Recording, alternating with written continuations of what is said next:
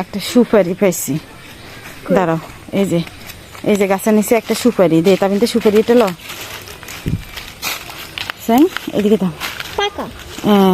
আরেকটা আছে যে গাছের নিচে সুপারি কই দেখি। ওয়াও, এই যে দেখেন, ঢাকা শহরে সুপারি কেমন লাগে, আর দেশ গ্রামের সুপারি রাস্তাতে পাওয়া যায়। হাঁটলে বাগানে একটু হাঁটলে খুঁজলে সুপারি পাওয়া যায়। এখানে খুঁজলেও তারও পাওয়া যাবো।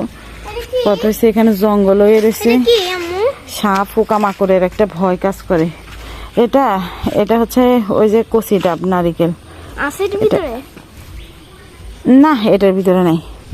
এই সুপারি আরেকটা আছে, তাসনি এই সুপারি দাঁড়া দাঁড়া। হ্যাঁ, এই যে আরেকটা দেখছো, এই যে সুপারি তিনটা সেটটা। হ্যাঁ, এই যে আরেকটা আছে এরকম শুকনো এখান দিয়ে। এই যে গাছের নিচে কি সুন্দর সুপারি হয়ে আছে। আর ঢাকাতে মানুষ সুপারি কিনে খাওয়া কই দেখি না। এগুন দিয়ে আমরা ছোটবেলায় ওই নানুকে বাড়ি গেলে খেলতাম, ওই ইয়ে বানাইতাম, চাক্কা বানাইতাম গাড়ির, বানায় ওই যে তোর খাওয়া যায় না এগুলা খাওয়া যায় না। এই যে সুপারি গাছ, আমি একটু জুম করি। এই যে সুপারি গাছের নিচে, সুপারি গাছের নিচে।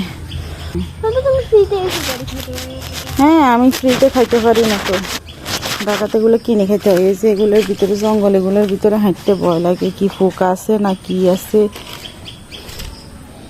নাহলে কিন্তু হাঁটলে এরকম আরো অনেক সুপারি খুঁজে পাওয়া যাবে। কই ভিতরে থাকুক, এগুলো শুকিয়ে এগুলো ফালাই দিব, এগুলো রাখবো না। এগুলো নেই, এই কমলার মতন সুপারি গুলোই দেখতে ভালো লাগে, সুন্দর। আমরা বাগান হাঁটি আরো খুঁজি। এই যে আমরা আগে এই যে দেখ সুপারির একটা পড়ে রয়েছে, আমরা আগে কি করতাম, ওটার গাড়ি বানাইতাম। হ্যাঁ, এই যে ইয়ানে বসতো একজনে, এই সুপারি দেখা যেত, ওই সুপারি এটা নেই। এই যে একজনে বসতো দেখি,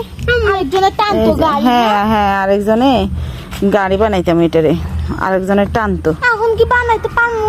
আমার সুপারি আর একটা আছে এখান দিয়ে। এই যে দাঁড়াও। হ্যাঁ, বানাইতে পারবো। এই যে এখান দিয়ে, এই যে দেখছো এই সুপারিটা না, দাও না। হ্যাঁ, ওইদিকে এখন যাবো না। এই যে দেখো, আচ্ছা কে ছোটবেলায় এরকম নারকেলের সুপারির ডোকা দিয়ে গাড়ি বানাইতেন? হ্যাঁ, এখানে বসে না, এখন এটা গোসলের আগে করলে তাও হয়, ময়লা লাগবো এখন। এদিকে আসো, এই যে দেখছেন, একটু এদিক সেদিক ঘুরলে সুপারি পাওয়া যায়।